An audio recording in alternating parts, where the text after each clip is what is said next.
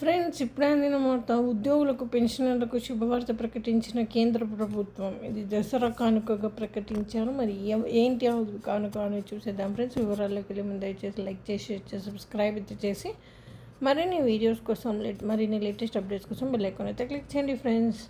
భారతీయ railway ఉద్యోగులకు కేంద్ర ప్రభుత్వం గుడ్ న్యూస్ చెప్పనుంది. ఈ దీపావళికి రైల్వే శాఖ తన ఉద్యోగులకు గొప్ప వార్తను అందించింది.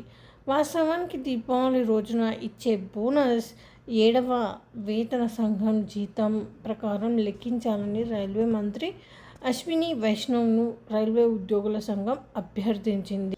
అయితే రైల్వే ఉద్యోగుల సంఘం ఈ అభ్యర్థనను ప్రభుత్వం అంగీకరించి నిర్ణయం వారికి అనుకూలంగా వస్తే ఈ దీపావళికి రైల్వే ఉద్యోగులందరికీ కనీసం 28,200 రూపాయల ప్రయోజనం లభిస్తుంది.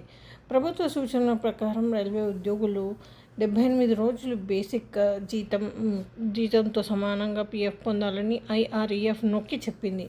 ప్రస్తుత పరిస్థితి గురించి మాట్లాడుకుంటే ఇండియన్ రైల్వే ఐఆర్ఈఎఫ్ అంటే ఎంప్లాయీస్ ఫెడరేషన్ జాతీయ ప్రధాన కార్యదర్శి సర్వజిత్ సింగ్ మాట్లాడుతూ 6వ వేతన సంఘం ప్రకారం కనీస వేతనం నెలకు 7,000 బోనస్ అందుబాటులో ఉందని చెప్పారు. 7వ వేతన సంఘం ప్రకారం ఈ మొత్తం 18,000కు పెరిగింది.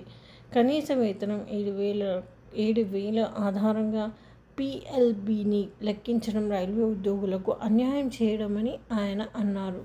7వ వేతన సంఘం ఆధారంగా రైల్వేల ప్రాథమిక వేతనం 18,000. దీని ప్రకారం 78 రోజులకు 17,951 బోనస్ చాలా తక్కువ.